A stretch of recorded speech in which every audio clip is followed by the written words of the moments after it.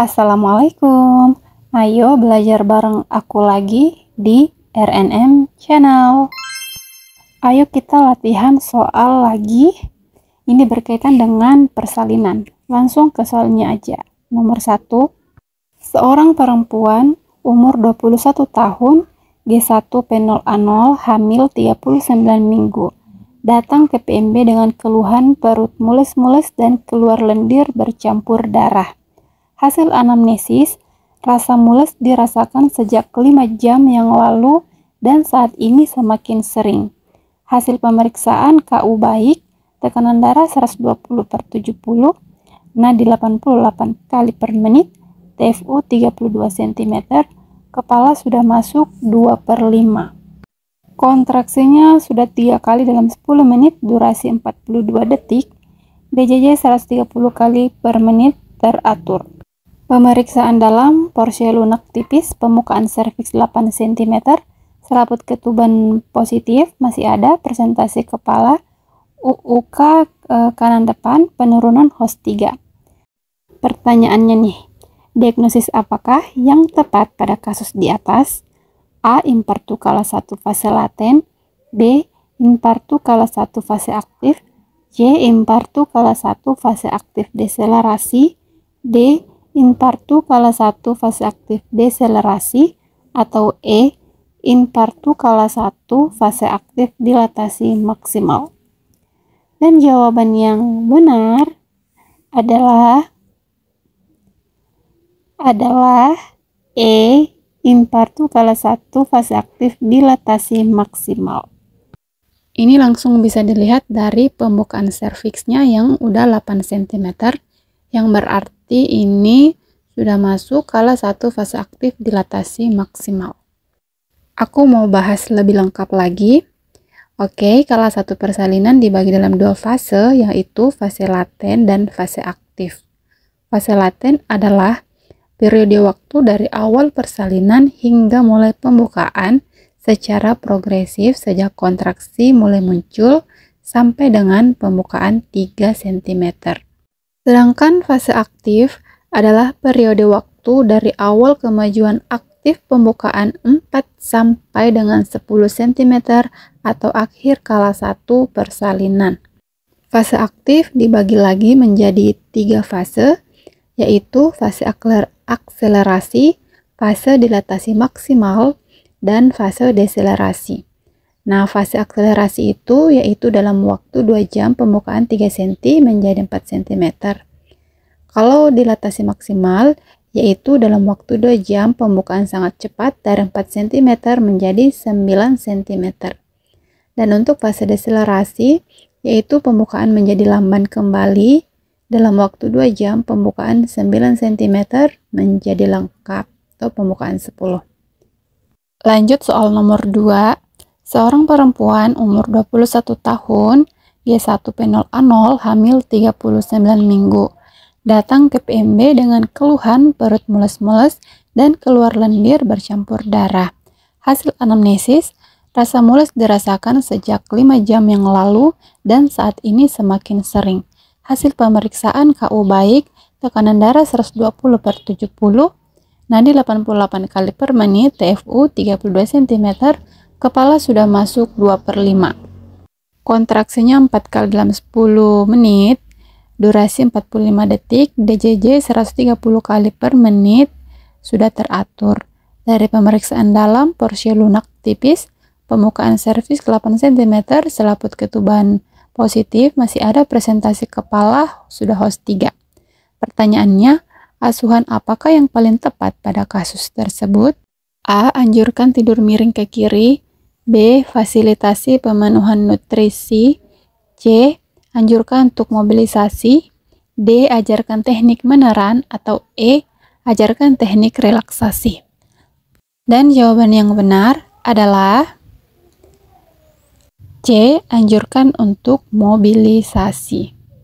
Dilihat dari hasil pemeriksaan, hal yang paling dibutuhkan ibu ialah mobilisasi. Apa sih manfaat mobilisasi dalam persalinan? Mobilisasi itu selama proses persalinan dapat memperbaiki pengalaman ibu dan prognosis selama persalinan. Mobilisasi dapat dalam bentuk berjalan-jalan di sekitar ruangan atau mengganti posisi atau menggerakkan badan. Mobilisasi selama persalinan dapat bermanfaat antara lain kerja uterus lebih efektif, persalinan lebih singkat, insiden memburuknya kondisi janin lebih rendah, kebutuhan analgesia farmakologis berkurang, penggunaan oksitosin lebih sedikit, dan kelahiran operatif lebih sedikit. Lanjut soal nomor 3. Seorang perempuan umur 26 tahun, G2P1A0, hamil 38 minggu, datang ke PMB dengan keluhan merasa perut mules semakin lama semakin sering. Hasil anamnesis, mules dirasakan sejak 3 jam yang lalu tanpa disertai lendir dan darah. Hasil pemeriksaan KU baik, tekanan darah 110/70, nadi 84 kali per menit, TFU 31 cm. Kepala sudah masuk 3/5, hasil pemeriksaan dalam, porsio tipis dan lunak, pembukaan serviks 7 cm. Selaput ketuban utuh, presentasi kepala host 2. Pertanyaannya, di manakah posisi penurunan kepala janin sesuai kasus di atas? A. Bidang lingkaran PAP sejajar bagian atas simfisis dan promontorium. B. Bidang sejajar host 1 setinggi bagian bawah simfisis. C. Bidang sejajar host 1 setinggi bagian atas simfisis. D.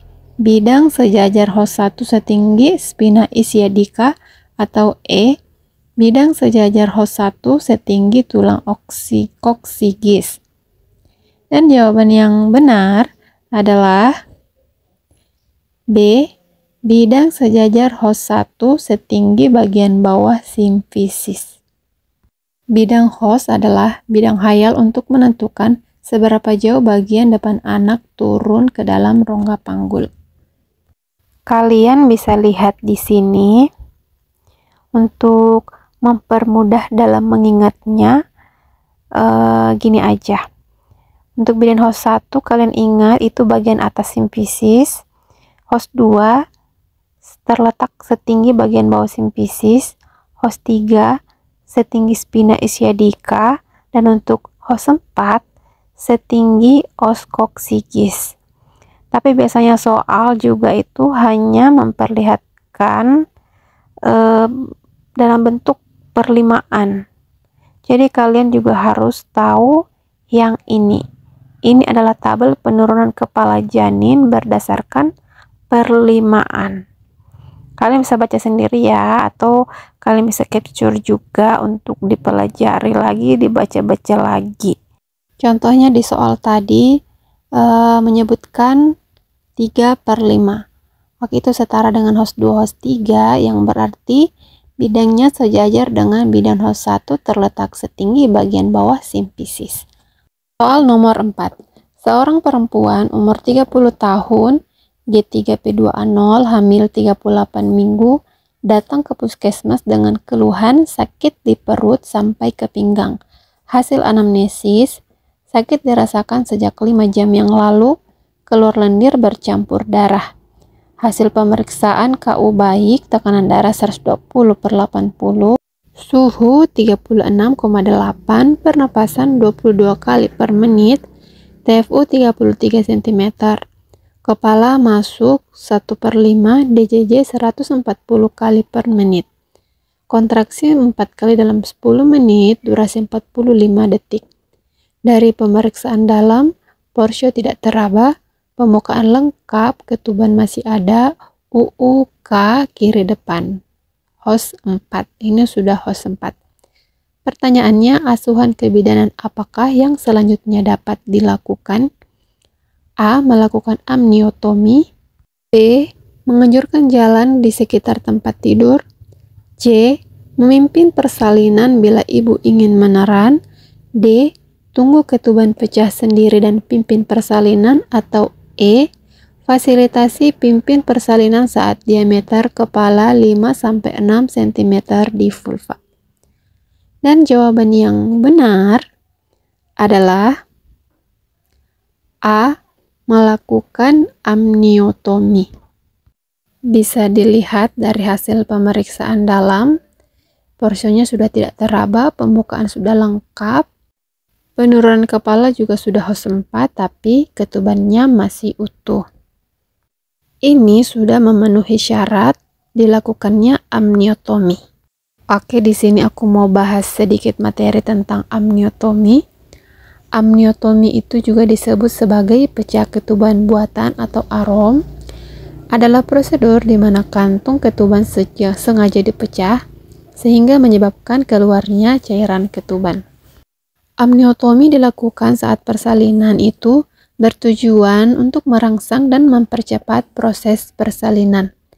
Prosedur ini umumnya dilakukan bila kantong ketuban belum juga pecah menjelang persalinan atau bila persalinan berlangsung lama.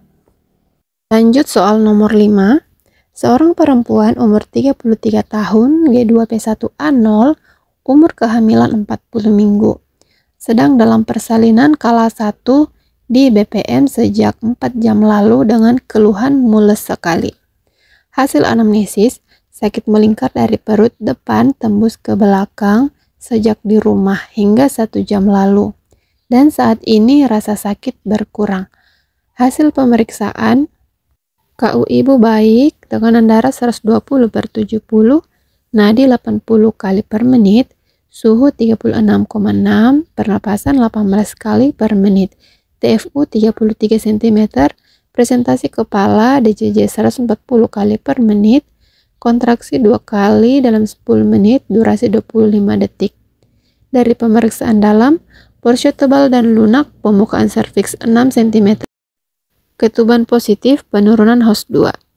Pertanyaannya, kelainan apakah yang terjadi pada kasus tersebut? A. Inersia uteri primer, D. Inersia uteri sekunder, C. Kontraksi uterus hipotonik, D. Kontraksi uterus hipertonik, atau E. Kontraksi uterus tidak terkoordinasi. Dan jawaban yang benar adalah B. Inersia uteri sekunder. Dari hasil anamnesis yang awalnya sakit, tapi saat ini rasa sakitnya berkurang. Kemudian dilihat dari kontraksinya yang hanya 2 kali dalam 10 menit, durasi 25 detik. Itu menandakan ciri-ciri dari inersia uteri sekunder. Sini aku mau jelasin sedikit materi tentang inersia uteri. Di mana inersia uteri itu adalah HIS yang tidak adekuat atau abnormal, ditandai dengan kontraksi uterus yang jarang, yaitu kurang dari 3 kali dalam 10 menit dengan durasi lebih pendek, yaitu kurang dari 30 detik. Ditunjukkan dengan terjadinya perpanjangan kala 1 fase aktif karena otot rahim kurang maksimal dan efisiensi dalam berkontraksi, sehingga tidak mampu menghasilkan dilatasi serviks dan mendorong janin keluar. Nah, inersia uteri itu terdiri dari 2, yaitu inersia uteri primer dan inersia uteri sekunder. Di mana inersia uteri primer apabila kontraksi uterus bersifat lemah sejak awal persalinan, sedangkan inersia uteri sekunder terjadi apabila sifat HIS baik atau normal pada awal mula persalinan, akan tetapi HIS kemudian melemah oleh karena otot-otot uterus yang mengalami kelelahan akibat persalinan yang lama. Oke, udah selesai pembahasan soal kali ini. Semoga bermanfaat untuk teman-teman yang masih berjuang. Makasih udah nonton dan jangan lupa subscribe. Seperti biasa, sebagai penutup, aku mau bacain salah satu kata bijak. Jika kamu tak tahan penatnya belajar, maka kamu akan menanggung perihnya kebodohan. Oke, tetap semangat!